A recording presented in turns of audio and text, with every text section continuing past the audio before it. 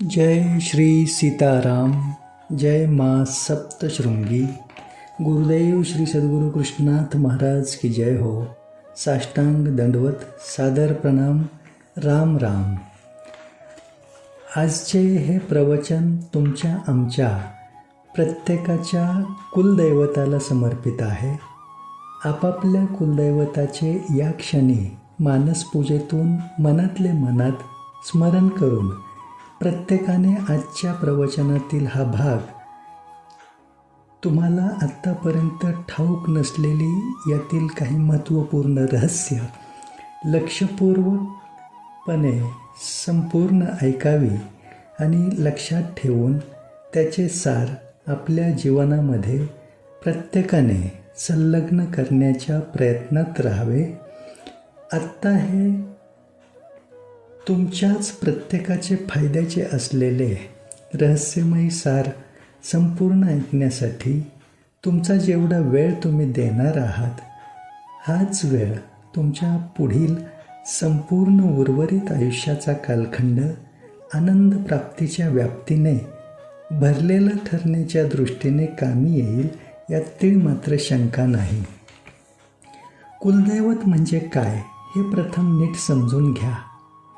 तुमच्या कुळाचा उद्धार करण्याची अनुमती आणि जबाबदारी ज्या दैवताकडे आहे ते दैवत म्हणजे तुमचे प्रत्येकाचे कुलदैवत. संपूर्ण 33 कोटी देवी देवतांमध्ये भगवंताने वेगवेगळ्या जबाबदाऱ्या प्रत्येक देवी देवतांवर सोपविलेल्या आहेत. उदाहरण म्हणून सांगायचे झाले तर सूर्यदेव संपूर्ण सृष्टीला दिवसाचे प्रहरात प्रकाशमान ठेवून ऊर्जा चैतन्य पुरवण्याची जबाबदारी पार पाडतात. चंद्रदेव रात्रीच्या अंधकारात सृष्टीला सौम्य प्रकाशमानातून शीतलता प्रदान करतात. पवनदेव सृष्टीला प्राणवायू पुरवण्याची जबाबदारी पार पाडतात. वरुणदेव जल देण्याची जबाबदारी पार पाडतात. अशाच प्रकारे कुलदैवतावर जबाबदारी असते ती तुमच्या कुळाचा उद्धार करण्याची.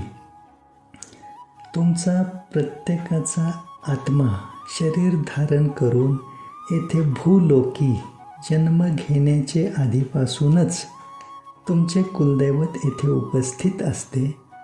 म्हणजेच तुमच्या कुलदैवतासोबतची तुमची संलग्नता, तुमचा असलेला संबंध हा तुमच्या जन्माचे आधीपासूनच आहे हे लक्षात घ्या.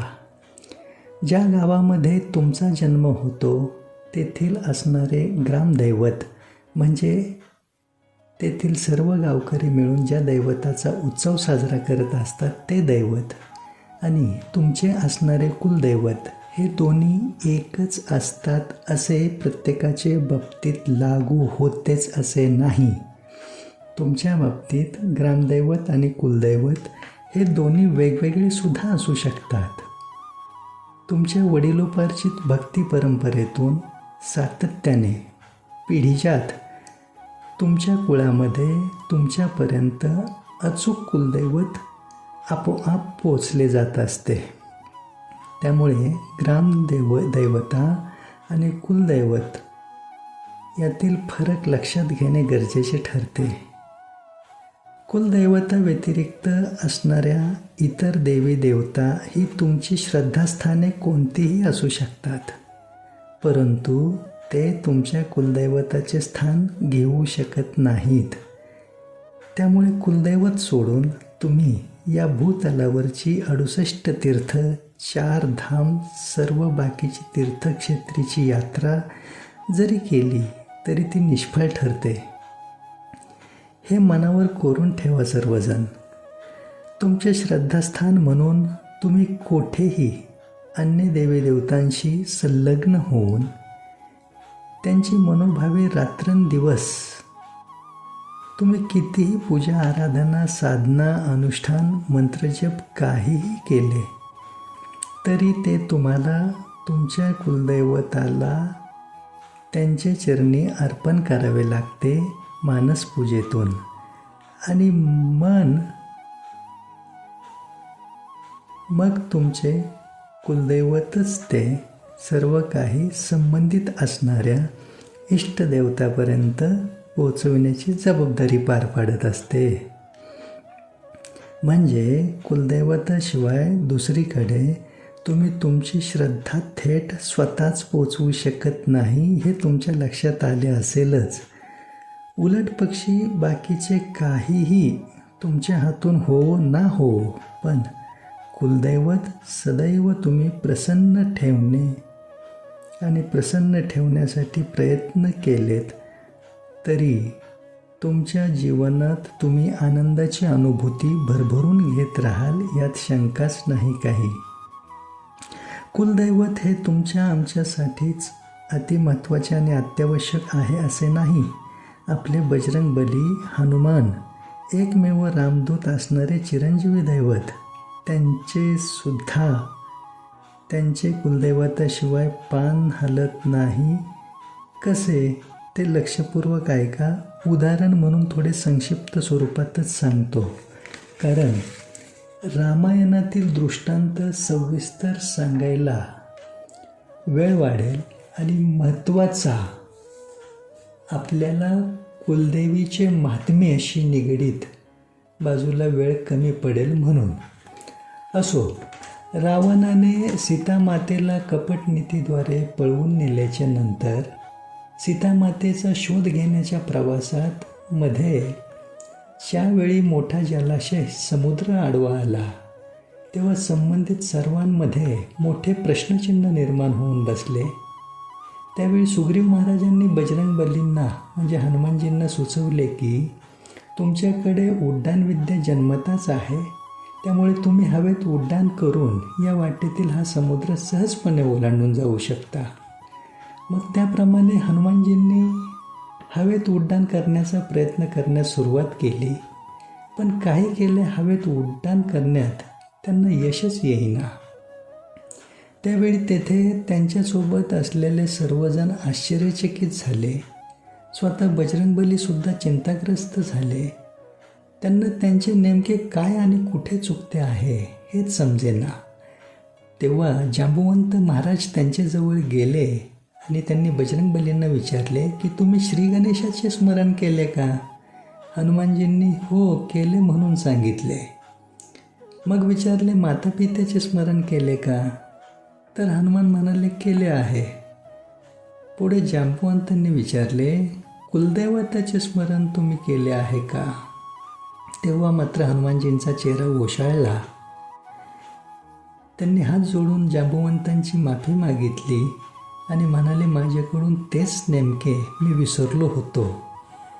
त्यापुढे मग बजरंगबलींनी त्यांचे कुलदैवत असणाऱ्या वरुण देवांचे स्मरण करून हवेत उड्डाण करण्याचा जेव्हा प्रयत्न केला, तेव्हाच ते सहजपणे हवेतून उड्डाण करून वाटेतील तो समुद्राचा अडथळा पार करून तो समुद्र ओलांडून जाण्यामध्ये यशस्वी होऊ शकले. सांगण्याचे तात्पर्य काय? जर बजरंगबली सुद्धा कुलदैवताशिवाय यशस्वी होऊ शकत नसतील तर तुम्ही आम्ही तर कोणीच नाही. त्यामुळे तुमचे श्रद्धास्थान म्हणून अन्य इष्टदैवत कोणतेही असले तरी कुलदैवतच अतिमहत्त्वाचे आहे, हे ध्यानात ठेवूनच आयुष्य जगणे गरजेचे आहे. ही बाब प्रत्येकाने विचारात घेतली पाहिजे. आता तुम्ही म्हणाल दादा, जर फक्त आपले कुलदैवतच अतिमहत्त्वाचे आहे म्हणून तुम्ही सांगत आहात, मग आपण बाकीचे देवी देवतांचे जे काही करतो त्याचा उपयोगच होत नाही का? मनातील या शंकेचे निरसन म्हणून इतके स्मरणात ठेवायचे की श्रद्धापूर्ण भक्तिभावाने अन्य सर्व आपल्याला प्रिय असलेल्या देवी देवतांचे सर्व काही करा, पण ते आपल्या कुलदैवताचे चरणी समर्पण भावातून अर्पण करा. तरच ते संबंधित इष्टदैवतापर्यंत पोचेल आणि त्यांचेसुद्धा आशीर्वाद, विशिष्ट कृपा तुम्हाला लाभत राहील आणि ती कृपा, तो आशीर्वादसुद्धा तुम्हाला तुमच्या कुलदैवतामार्फतच तुमच्यापर्यंत सहजपणे पोहोचेल. मात्र अट एकच आहे, ती म्हणजे सर्वप्रथम तुम्ही तुमच्या कुलदैवताला प्रसन्न ठेवण्यासाठी प्रयत्नशील राहणे गरजेचे आहे. तसे पाहायला गेले तर तुमच्या कुलदैवताशिवाय असणाऱ्या प्रत्येक देवी देवतांमध्ये सुद्धा तुमचा उद्धार करण्याचे सामर्थ्य आहेच. कमकुवत कोणीच नाही, परंतु ती अनुमती आणि जबाबदारी केवळ तुमच्या कुलदैवताकडेच भगवंताने दिलेली आहे, सोपविलेली आहे. याचा केव्हाच विसर पडू द्यायचा नाही. आता आपण अत्यंत गंभीर स्वरूपाच्या रहस्याकडे वळूयात. मला भेटणाऱ्या बहुतांशी व्यक्तींचा सूर मला असा निदर्शनास येत असतो की त्यांचे म्हणणे असते, दादा, आम्ही आमच्या कुलदैवताचे खूप काही करतो. दरवर्षी यात्रा पण आम्ही न चुकता करतो. यात्रेच्या दिवशी दरवर्षी कुलदैवताचे दर्शन घ्यायला जातो, तेथे नैवेद्य अर्पण करतो. पण तरीसुद्धा आम्हाला अनेक प्रकारच्या अडचणी, समस्या, अपयश, दुःख, कष्ट सारखे चालूच आहेत दादा.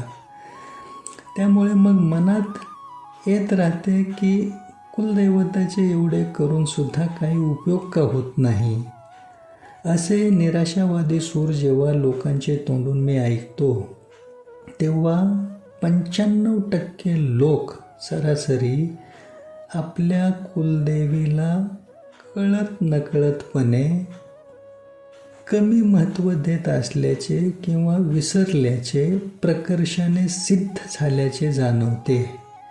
त्यामुळे या प्रवचनातील इथून पुढचा शब्दांशब्द लक्षात ठेवण्याच्या हेतूने जर तुम्ही ऐकलात आणि त्यानुसार केले तर तुमच्या भाग्याचा उदय म्हणजे तुमचा भाग्योदय आतापासूनच झाला असे मानण्यात काही गैर ठरणार नाही.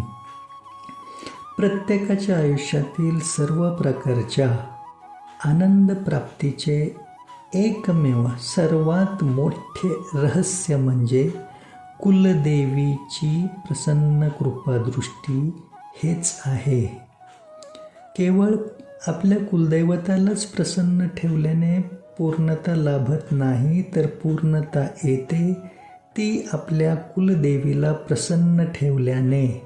कारण कुलदेवी म्हणजेच शक्ती आहे आणि शक्तीशिवाय स्वतः शिवसुद्धा अपूर्ण आहेत. शिवमध्ये इकार म्हणजे शक्ती आहे. इकार म्हणजे ती ईची मात्रा जर नसेल तेथे तर शिवसुद्धा शव म्हणजेच प्रेत ठरतात. यावरून शक्तीशिवाय पूर्णत्वच नाही हे तुमच्या लक्षात आले आहे. संपूर्ण सृष्टीचक्र हा जगत संसार सर्व काही शक्तीमार्फतच क्रियाशील आहे, सातत्याने. कारण ही सृष्टी उत्पत्ती होण्याआधी प्राकट्य झाले ते आदिशक्तीचेच. हा उगम प्रत्येकाने केव्हाच विसरता कामा नये आणि प्रत्येकाची कुलदेवी ही आदिशक्तीचेच अंशात्मक स्वरूप आहे हे प्रत्येकाने आपापल्या मनावर कोरूनच ठेवले पाहिजे. आणि प्रत्येकासाठी सर्व प्रकारच्या आनंद प्राप्तीसाठी तेच अतिगरजेचे आहे. आता प्रत्येकाची कुलदेवी ही आदिशक्तीचे अंशात्मक स्वरूप कसे ते नीट समजून घ्या. ज्यावेळी आदिशक्तीचे प्राकट्य झाले त्यावेळी तिने तेथे उपस्थित असलेल्या ब्रह्मदेव, विष्णुदेव आणि महेशदेव म्हणजेच महादेव या तिघांना शक्ती अंश विभागून प्रदान केला. तो अशा प्रकारे की ब्रह्मदेवांना श्री महासरस्वती, विष्णुदेवांना श्री महालक्ष्मी आणि महेशदेवांना श्री महाकाली असे तिघांनाही शक्ती अंशाने पूर्णत्व बहाल केले. पुढे याच तिन्ही शक्तींच्या स्त्रोतामधून अंशात्मक स्वरूपात अन्य देवी रूपांची उत्पत्ती होत गेली व त्या देवी रूपातीलच कोणी एक देवी कोणाची न कोणाची कुलदेवी बनलेली आहे. अगदी सोप्या आणि सुटसुटीत शब्दात तुम्हाला याची फोड करून सांगितली. आता याच आदिशक्तीचे निर्गुण निराकार असे सर्वव्याप्त स्वरूप म्हणजे दुर्गा माता, जिचे प्राकट्य नवदुर्गा स्वरूपात 9 रूपातले आहे, हे तुम्ही जाणता आहातच. या ब्रह्मांडामध्ये दुर्गा माता जेथे राहते तिचे ते लोक म्हणजे मणिद्वीप. जसे शिवबाबांचे शिवलोक, विष्णुदेवांचे विष्णुलोक म्हणजे वैकुंठ लोक, गणपती बाप्पांचे गणेश लोक, तसे दुर्गा मातेचे लोक म्हणजे मणिद्वीप हे आहे. परंतु आपल्या सर्वांसोबतच या भूलोकामध्ये याच धर्तीवर राहत असलेले आदिशक्तीचे सगुण साकार स्वरूप म्हणजे आपली श्री सप्तशृंगी देवी आहे. आणि ही सप्तशृंगी माता आपल्यासोबतच या भूतलावर राहते. कोठे तर सप्तशृंगगडावर, नाशिकमधील वणी येथे आपल्या महाराष्ट्र राज्यात. तेथे मातेचे जे शक्तिपीठ आहे ते स्वयंभू स्वरूपात आणि 18 हातांच्या प्रचंड रूपात 8 फूट उंचीच्या अस्तित्वात आहे. असे एकमेव शक्तिपीठ आहे जे देवीच्या 51 शक्तिपीठांमध्ये सर्वांगीण स्तरावर अद्भुत चमत्कारांनी वलयांकित असलेले, या भूलोकाला लाभलेले सर्वात मोठे वरदान आहे. ही सप्तशृंगी देवी सप्तशृंगगडावरच राहते. तिचे लोक म्हणजे हे भूलोकच आहे.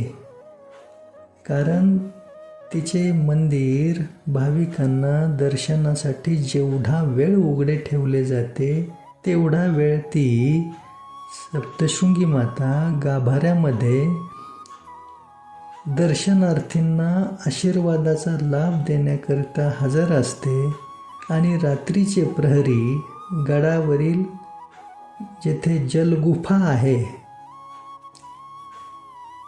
तेथे ती विश्रांतीसाठी जाते. त्यामुळे मातेची ती विश्राम गुफा सुद्धा सप्तशृंगगडावरच आहे. त्यामुळे तुमचे आमचे भाग्य अतिशय थोर आहे. एवढी महान देवी म्हणजे मोठ्या आईसाहेब म्हणजे बडी मातारानी आपल्या प्रांतात आपल्यासोबत राहिला आहे. आणि तिचा आपल्या सर्वांच्या प्रत्येकाच्या कुलदेवीशी कसा घनिष्ठ संबंध आहे ते आता नीट जाणून घ्या. श्री मोठ्या आईसाहेबांचा उदे उदे. श्री बडी मातारानी की जय हो. श्री सप्तशृंगी माता की जय हो. तुम्हा सर्वांना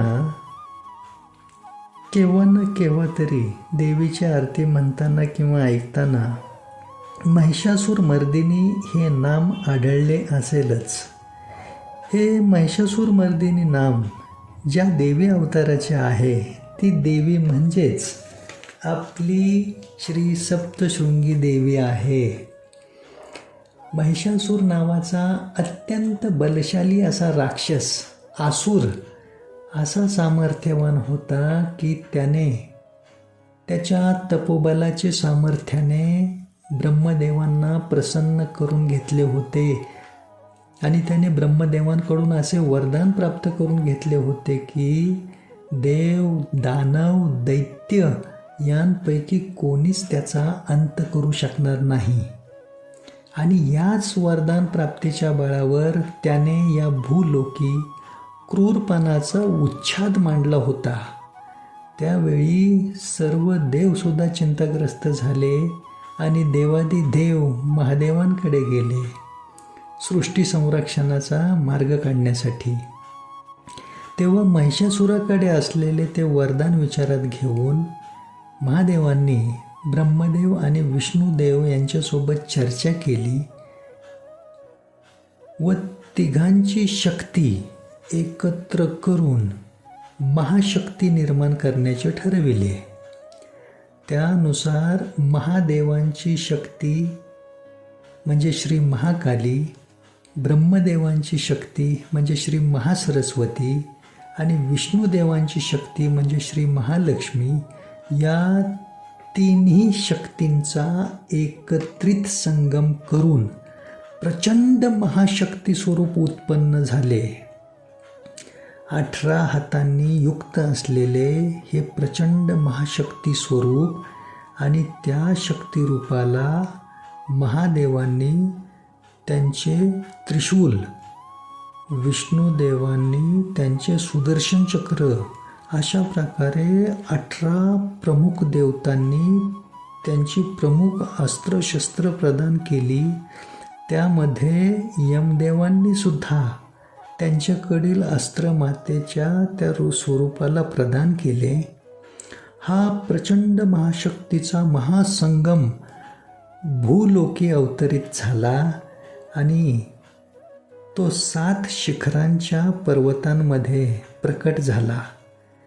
आता शिखर म्हणजे शृंग आणि 7 म्हणजे सप्त, म्हणून मातेच्या त्या सगुण साकार अवताराला श्री सप्तशृंगी हे नाम प्रचलित झाले व त्या पर्वतगडाला सप्तशृंगगड हे नाव लागू झाले. तेथेच श्री सप्तशृंगी देवीने महिषासूर राक्षसाचे शिर कापून त्याचा वध केला. त्यामुळे श्री सप्तशृंगी देवीला महिषासूर मर्दिनी हे नाम प्राप्त झाले.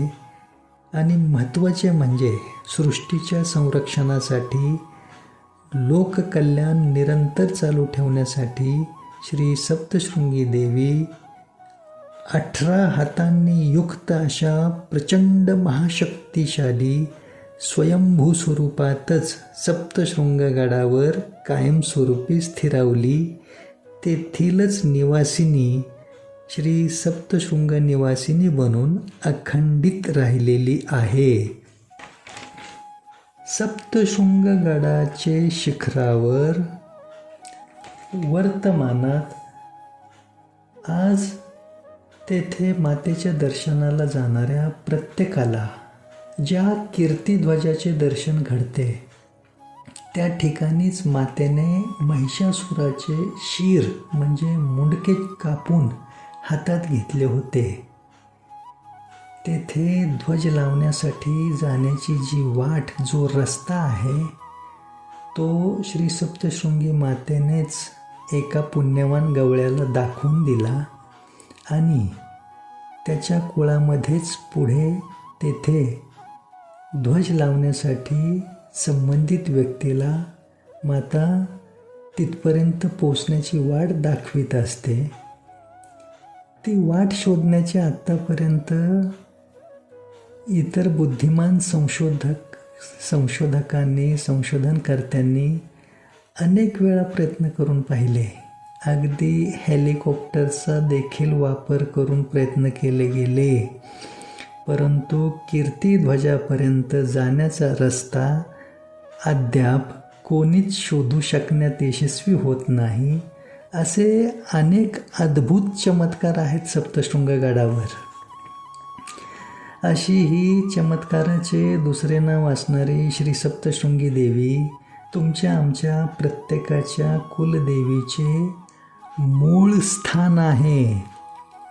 कारण श्री महासरस्वती, श्री महालक्ष्मी आणि श्री महाकाली या 3 महाशक्तींचा एकत्रित महासंगम म्हणजे श्री सप्तशृंगी देवी आहे, हे तुम्हाला समजले आहेच.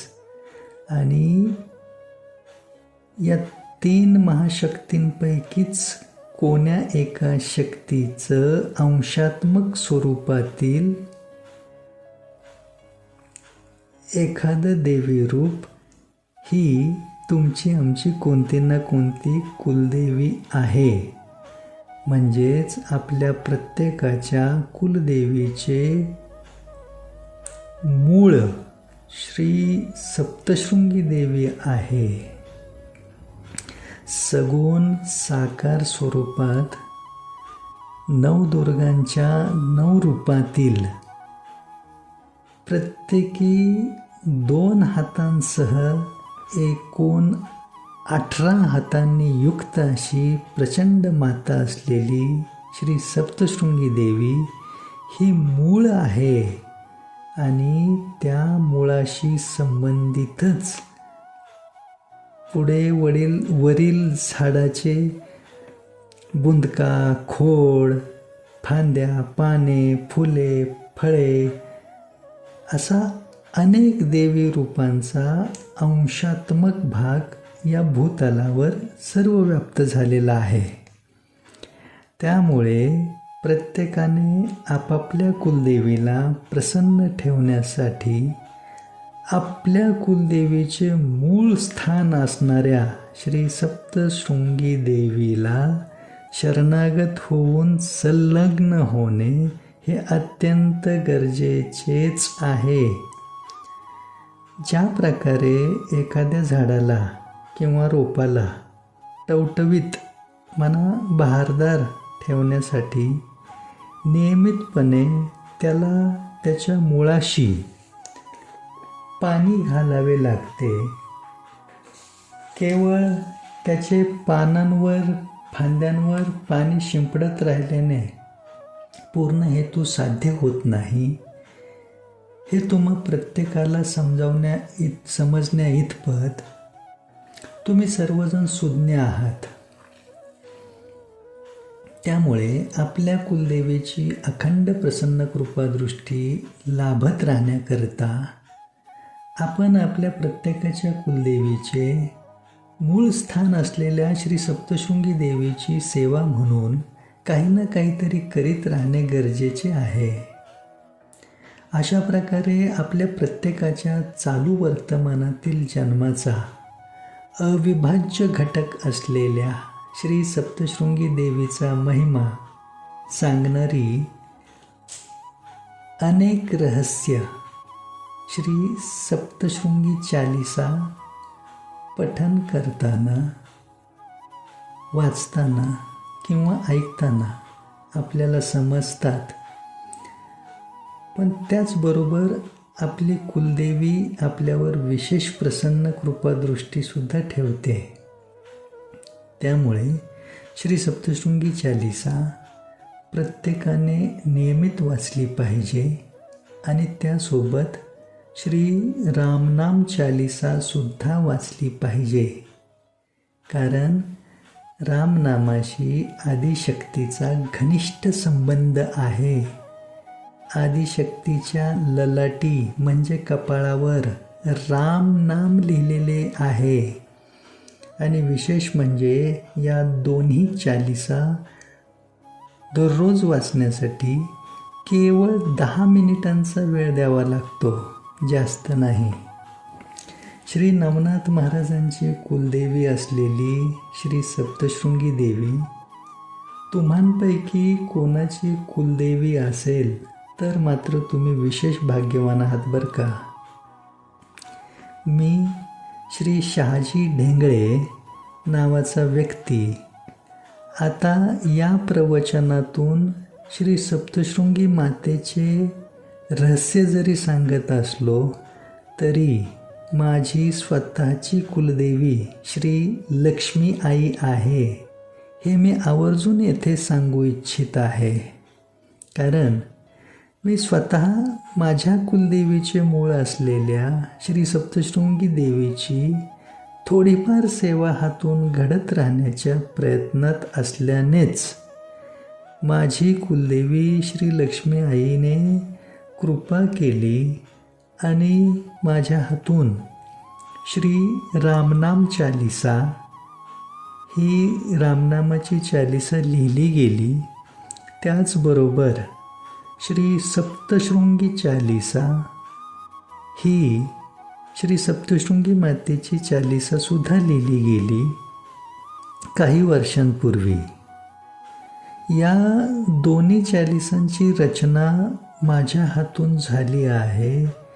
हे मी स्वतःच्या मोठेपणाबाबत सांगू इच्छित नाही, तर आपण आपल्या कुलदेवीच्या मुळाशी संलग्न झाल्यानेच मी अनेकांचे विशेष मार्गदर्शन करण्यासाठी कृपापात्र ठरलो. अखंडितपणे लोककल्याणार्थ काहीतरी सत्कर्म करीत राहण्याचे सौभाग्य मला लाभले. श्री नवनाथ महाराजांचे आशीर्वाद, गुरुदेव श्री सद्गुरू कृष्णात महाराज गुरूंची कृपा तर आहेच, पण जन्माचे खरे सार्थक पूर्णतः माझे कुलदैवत श्री रघुजी बुवा आणि कुलदेवी श्री लक्ष्मी आई यांचे प्रसन्न कृपादृष्टीनेच साध्य होत आहे. हे प्रामुख्याने स्वतःचेच उदाहरण देऊन मी तुम्हाला सांगू इच्छित आहे, अगदी मनापासून. प्रत्येकाला दैवी कृपा सहजतेने लाभत राहावी अशी सदिच्छा मनामध्ये बाळगून मी सातत्याने सेवाकार्य करतोच आहे. परंतु प्रत्येकाला जाऊन भेटणे किंवा प्रत्येकासाठी वेळ देऊन त्यांना भेटायला बोलावणे याला सुद्धा एक विशिष्ट मर्यादा आहे. त्यामुळे श्री सप्तशृंगी चालिसा आणि श्री रामनाम चालिसा या दोन्ही चालिसांची पुस्तके प्रसाद रूपाने प्रत्येकाला घरोघरी पोचविणे, मंदिरांमध्ये वाटप करण्याचा प्रयत्न करीत राहणे, अशा प्रकारचे सेवाकार्य मी माझे इतर सहकारी गेली काही वर्षांपासून सातत्याने करीत आहोत. पण हे सामूहिक स्तरावरील मोठे सेवाकार्य आहे. कारण आज आपल्या भारत देशाची लोकसंख्या 140 करोड इतकी असून त्यामध्ये हिंदू सनातनी वर्ग जवळजवळ 80 करोड लोकसंख्येचा आहे, असे शासकीय सर्वेक्षणाचे वास्तव आहे. त्यामुळे हाती घेतलेले हे सेवाकार्य काही दिवसांपुरते मर्यादित स्वरूपात राहणारे नसून हे अखंडित चालणारे आहे. त्यामुळे सध्याच्या जन्मातील आयुष्यभर जरी हे करीत राहण्याचा प्रयत्न केला तरी हे पूर्ण होणे अशक्यप्राय आहे. त्यामुळे पुढे सुद्धा हे चालूच राहावे आणि दैवी कृपेने अनेकांचे कल्याण नव्हे तर परम कल्याण होत राहावे सातत्याने, असा विशेष प्रयत्न आहे या सेवाकार्यामधून. श्री सप्तशृंगी चालिसा आणि श्री रामनाम चालिसा प्रत्येकासाठी आपापल्या कुलदैवताची विशेष कृपा प्राप्त करून घेण्याचा अतिशय सोपा मार्ग या सेवाकार्यातून आम्ही उपलब्ध करून दिलेला आहे, देत आहोत. आतापर्यंत लाखो लोकांपर्यंत या दोन्ही चालिसांची पुस्तके प्रसाद रूपाने पोचविण्यात गेले काही वर्षांपासून यश लाभत आहे.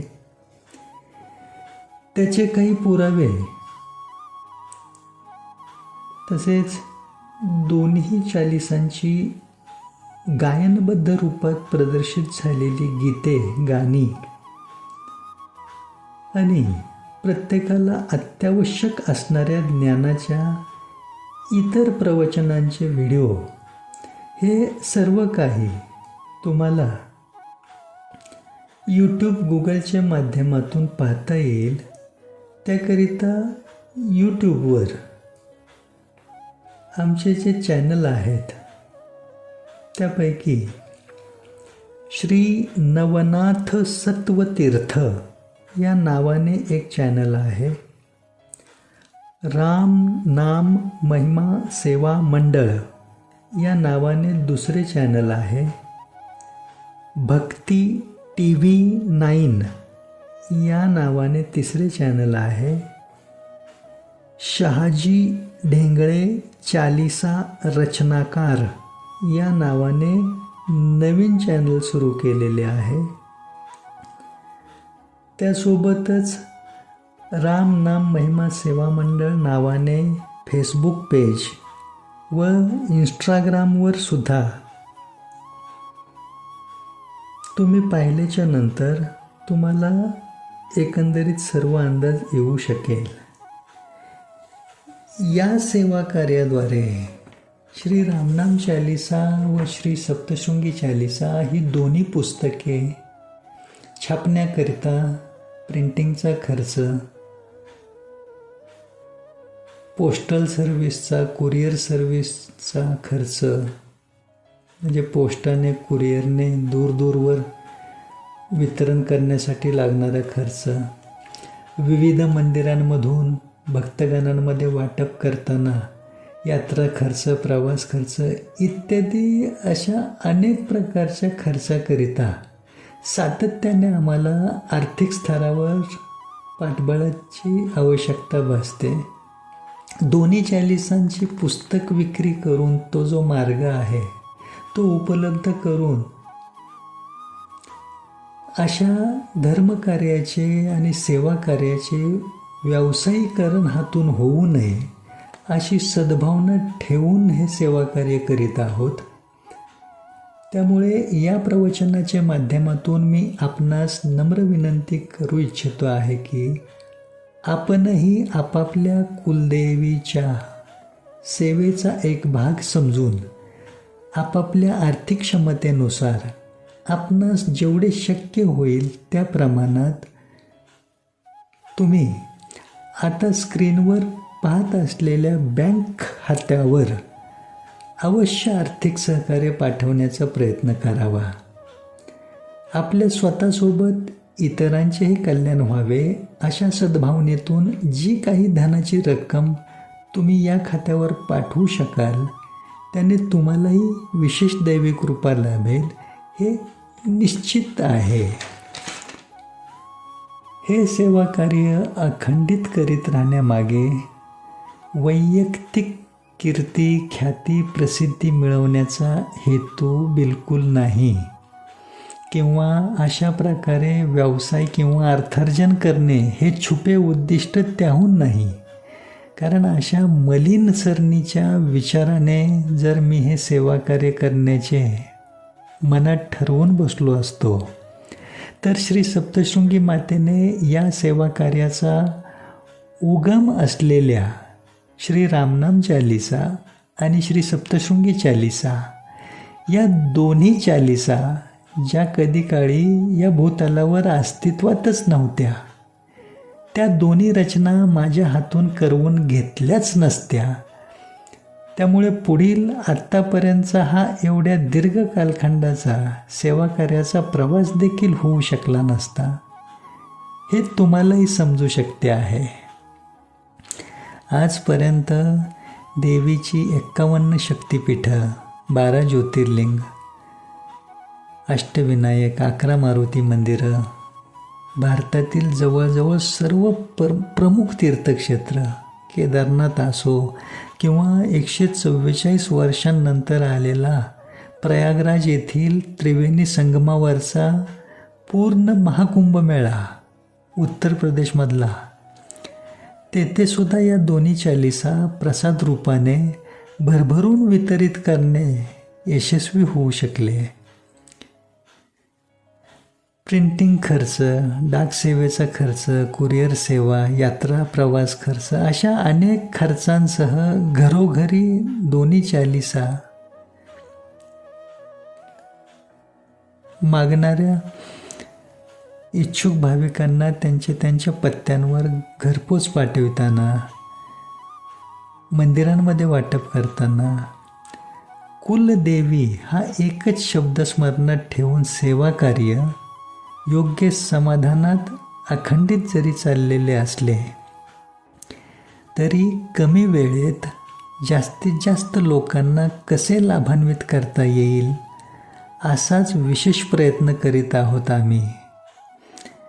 केवळ श्री सप्तशृंगी मातेच्या दर्शनाला नाशिकमध्ये सप्तशृंग गडावर रोजचे 1.5-2 लाख भाविक येतात.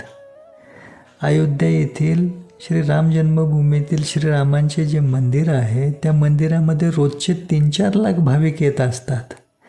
अशा मंदिरांमध्ये जरी दोन्ही चालिसांची पुस्तके प्रसाद रूपाने वाटायची म्हटलं तरी मोठी खर्चिक बाजू आहे. त्यामुळे तुम्ही पाठवलेली आर्थिक सहकार्याची मदत चांगल्याच कामी येणार आहे. या सेवा कार्यामध्ये दान स्वरूपात काही रक्कम तुम्हाला स्क्रीनवर दिसत असलेल्या खात्यावर पाठवून देताना या आपल्या पैशाचे पुढे काय होईल असा प्रश्न जेव्हा मनात येईल की नाही, तेव्हा इतकेच स्मरणात असू द्या की कुलदेवीच्या सेवेद्वारे ही रक्कम दान करीत आहोत, डोनेट करीत आहोत. म्हणजे याचा गैरवापर करणाऱ्याला शिक्षा द्यायला, त्याच्यावर लक्ष ठेवायला अन्य दुसरे तिसरे कोणी नसून खुद्द शक्ती आहे, जिच्या क्रोधाने महिषासुरासारख्या वरदान प्राप्त जीवाचे सुद्धा मुंडके शिर छाटले गेले. असो, सर्वात महत्त्वाचे म्हणजे तुम्हा सर्व बंधू भगिनींना माझी अशी नम्र विनंती आहे की कोणत्याही कारणास्तव जरी तुम्ही या सेवा कार्यासाठी काही रक्कम पाठवू शकला नाहीत तरी हरकत नाही. त्याबद्दल मनामध्ये कुठल्या प्रकारची अस्वस्थता ठेवण्याचे कारण नाही. परंतु तुम्हाला स्क्रीनवर दिसत असलेल्या संपर्क क्रमांकावर संपर्क करून तुम्ही तुमच्या स्वतःसाठी श्री रामनाम चालिसा आणि श्री सप्तशृंगी चालिसा ही दोन्ही पुस्तके घरपोच मिळण्यासाठी तुमचा पत्ता अवश्य सांगा. दोन्ही पुस्तके प्रसाद रूपाने तुम्हाला अवश्य मिळतील. त्याचे नियमित वाचन करा. फक्त 10 मिनिटे लागतात त्यासाठी. त्याने तुमची कुलदेवी तुमच्यावर अखंड प्रसन्न राहीलच आणि तुम्हाला सर्व प्रकारचा आनंदसुद्धा तिच्या कृपेने लाभत राहील, यात तीळ मात्र शंका नाही. आता एक मुद्दा विशेष करून तुम्हाला सांगूशी वाटतो आहे, तो असा की हे प्रवचन तुम्हाला पुन्हा जसा वेळ मिळेल तसा तुमच्या वेळेच्या अनुकूलतेनुसार वारंवार अनेकदा ऐकण्याचा प्रयत्न करा. कारण आपल्या मेंदूला ज्या प्रकारे स्मरणात ठेवण्याचा भाग आहे त्याचप्रमाणे विस्मरण होण्याचा, विसर पडण्याचा देखील भाग आहे. त्याचबरोबर पुन्हा पुन्हा ऐकताना नवविधा भक्तीच्या 9 प्रकारातील श्रवण भक्ती केल्याचे विशेष पुण्यफळ लाभते आणि आपल्याला न समजलेल्या काही बाबी सुद्धा पुन्हा व्यवस्थित संपूर्णपणे लक्षात येतात.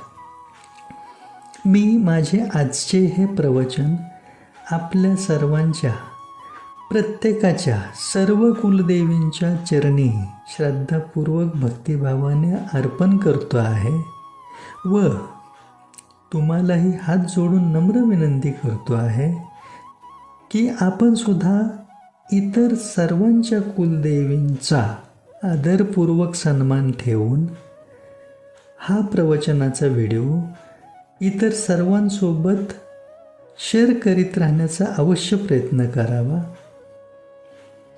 अगोदर स्वतःचे भले झाल्याच्या नंतर मग जगाच्या भल्याचे पाहू असा संकुचित विचार अज्ञानापोटी मनात न ठेवता या प्रवचनाचा लाभ जास्तीत जास्त लोकांपर्यंत पोचविण्याचा नक्की प्रयत्न करा.